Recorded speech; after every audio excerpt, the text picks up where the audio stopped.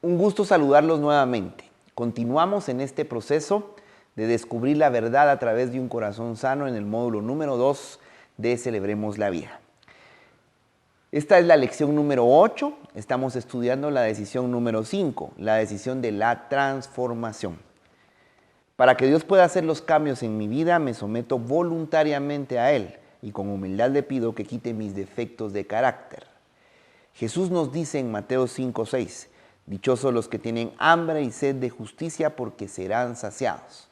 En este proceso nos hemos dado cuenta que al limpiar nuestro corazón encontramos mentiras que habían sustituido las verdades.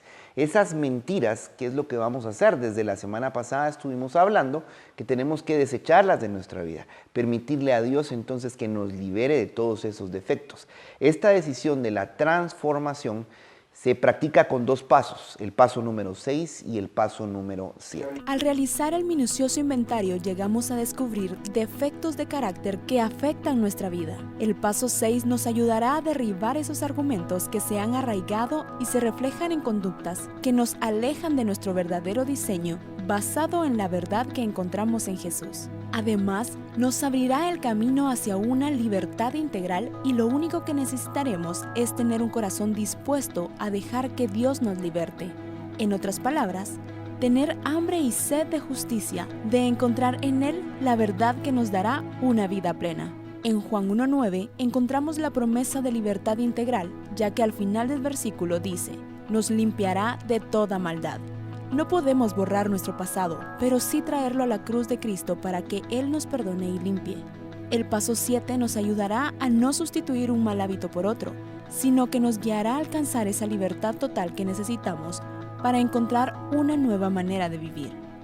Jesús ya pagó el precio por todos nuestros pecados y solo en Él encontraremos la libertad que hemos estado buscando. Así que esta semana continuaremos con el paso número 6. Estuvimos enteramente dispuestos a dejar que Dios nos liberase de todos esos defectos de carácter. Santiago 4:10, humíllense delante del Señor y Él los exaltará. ¿Cuántas veces hemos hablado de humildad a través del proceso? Y es que sin este elemento nosotros no vamos a poder seguir creciendo. Esta decisión entonces va a requerir de poner en acción otra vez la humildad para estar dispuestos a que Él nos libere de todos los defectos de carácter. Las mentiras que sustituyen las verdades se llaman fortalezas. ¿Cómo hacemos para derribar esas fortalezas que nos impiden avanzar? De eso vamos a hablar en esta semana. Es rompiendo el ciclo de esa fortaleza. Quiero que pongan atención en su material y en la pantalla al siguiente ciclo de una fortaleza. Y es que prácticamente esta lección va a reunir todos los elementos que hemos estado hablando en este proceso. ¿Se recuerdan de la emboscada de la duda y la herida? Cuando el enemigo ataca nuestros deseos, ataca nuestra vida con una duda, y esa duda no encuentra respuesta, ahí empezó el ciclo de una fortaleza.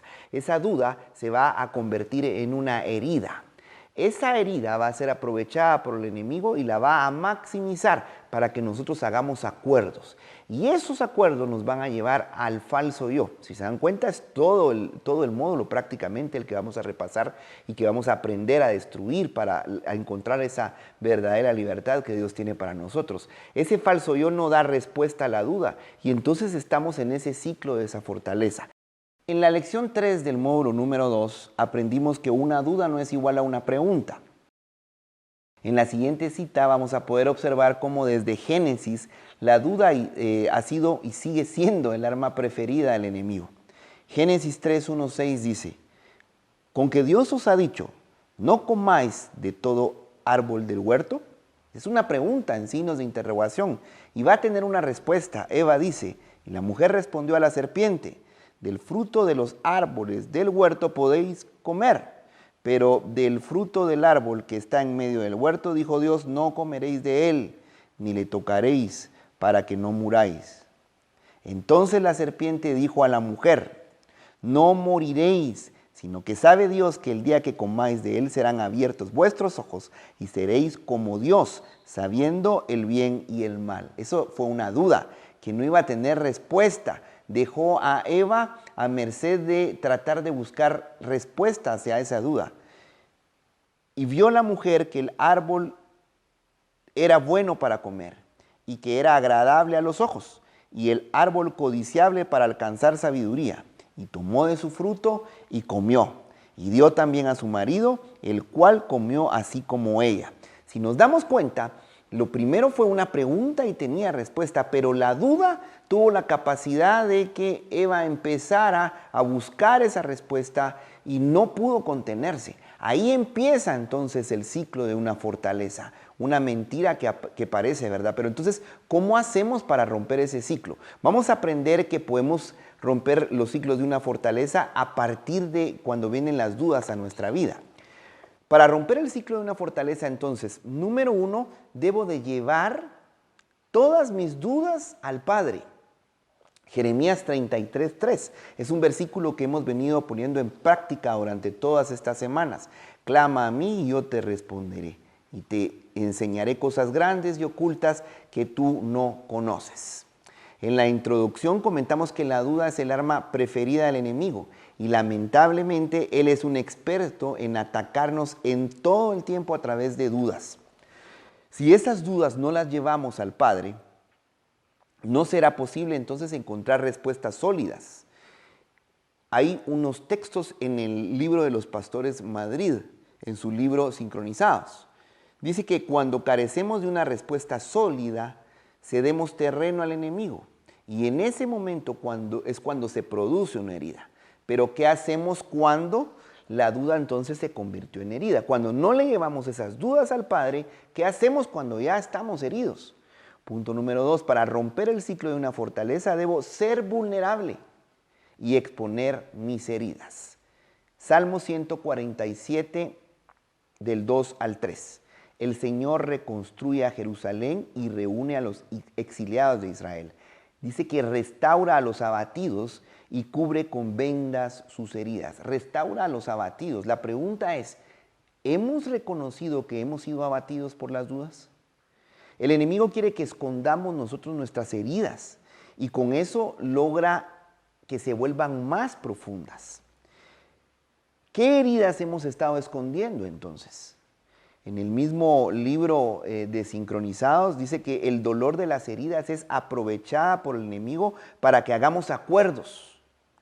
El enemigo maximiza entonces esas heridas a fin de mantenernos presos del dolor. ¿Qué pasa entonces cuando nos mantenemos presos de dolor? Lo que hacemos es acuerdos. Llevamos 2 puntos.